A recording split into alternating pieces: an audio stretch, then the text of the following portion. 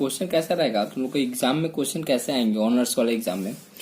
With the following information prepare statement showing the working capital requirement to finance the level of activity of 10,400 unit तुमको produce करना है per annum. Okay, selling price is 5 rupees per unit, एक unit के बेचने में selling price है 5 rupees. Expected ratio of cost of selling price is raw material 40%, direct wages 10%, overhead 30% and profit 20%।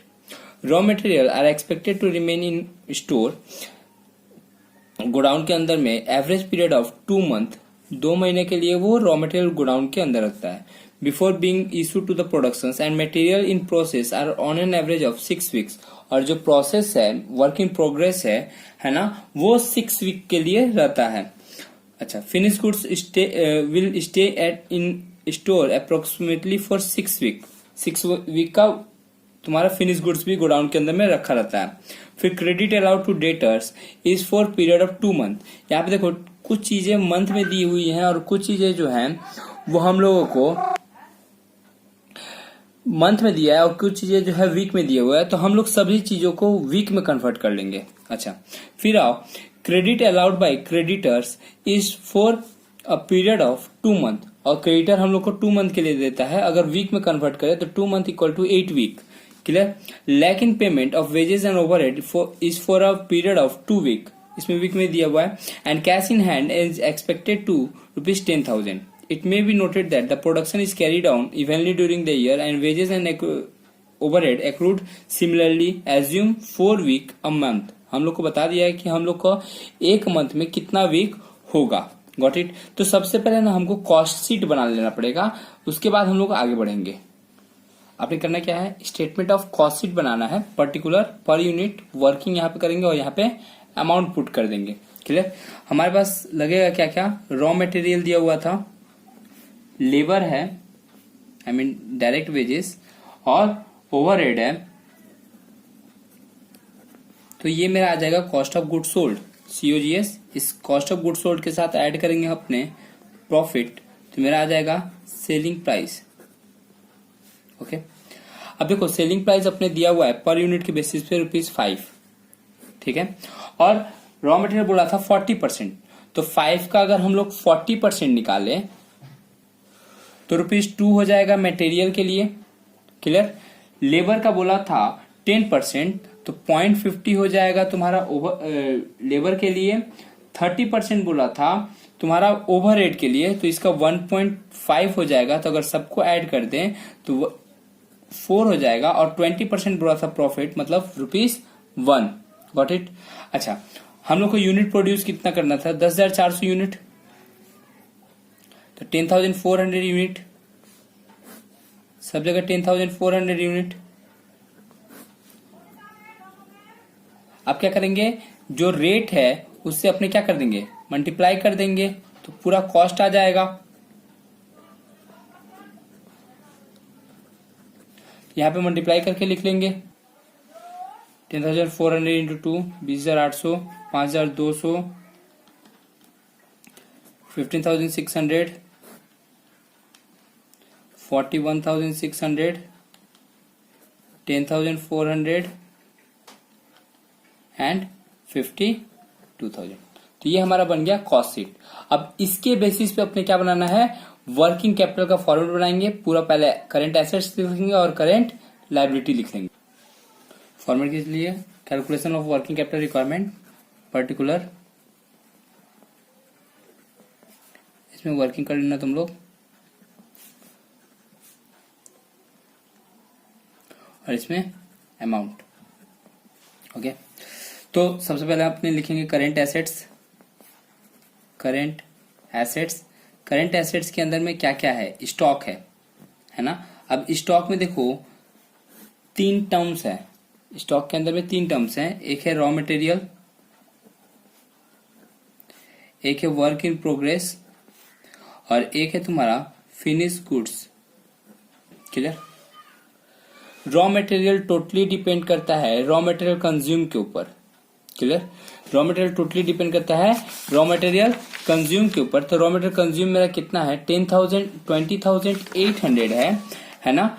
तो ये जो 20,800 है, ये मेरा लग रहा है कितने वीक के लिए 52 वीक तुमको पता होना चाहिए कि साल भर में 52 वीक होता है ना। और रॉ मटेरियल इन स्टोर जो है वो 2 मंथ के लिए, इट मीन्स कि 8 वीक के लिए वो क्या रहेगा, गोडाउन के अंदर रहेगा। वर्क इन प्रोग्रेस का थोड़ा सा प्रोसेस अलग है।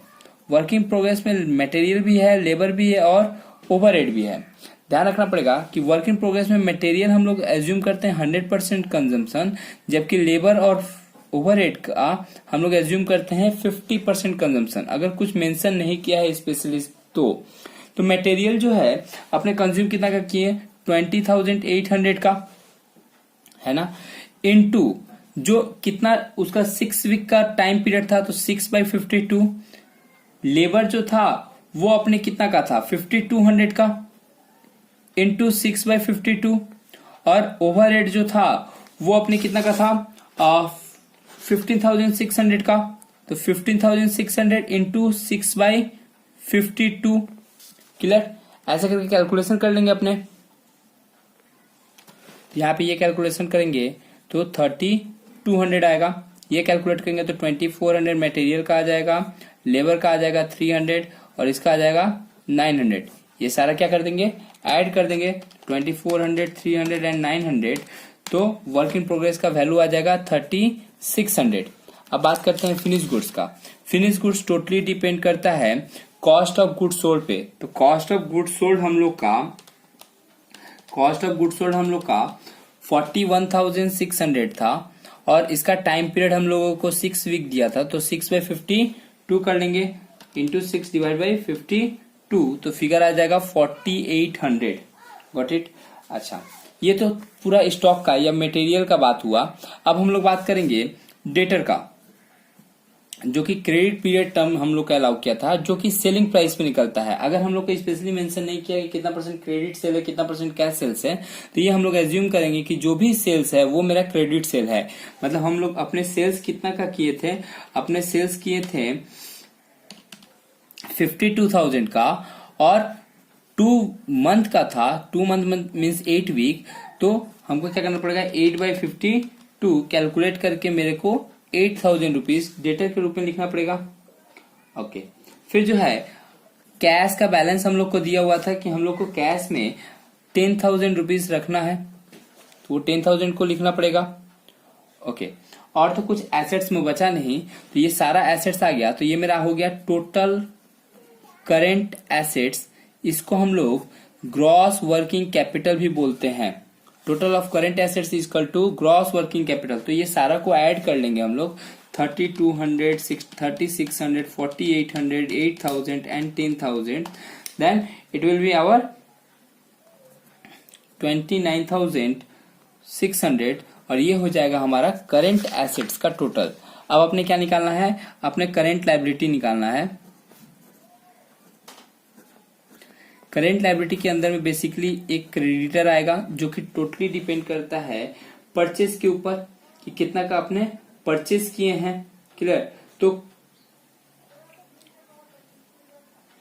क्रेडिटर का टर्म्स हम लोग को 8 मंथ का दिया हुआ था, माने 2 वीक का दिया हुआ था, और ये टोटली रॉ मटेरियल कंज्यूम के ऊपर निकलेगा।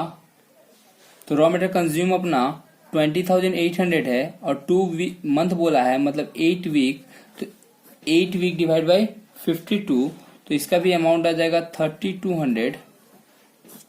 ओके, फिर ओवरहेड का बात करें तो ओवरहेड में 2 चीज है, लेबर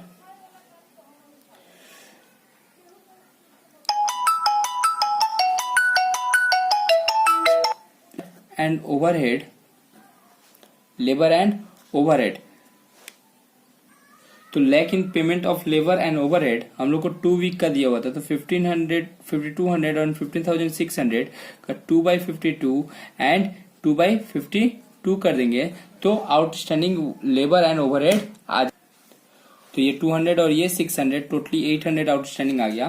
तो अभी इसको टोटल कर देंगे तो मेरा टोटल करेंट लायबिलिटी आ जाएगा,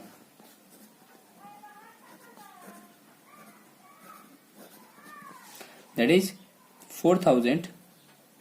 और करेंट एसेट्स पता है, करेंट लायबिलिटी पता है, तो working capital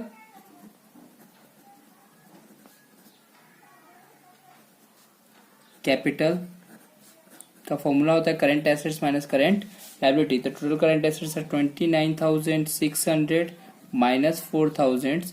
so working capital requirement जो है वो 25,600 हो जाएगा। Okay, thank you so much.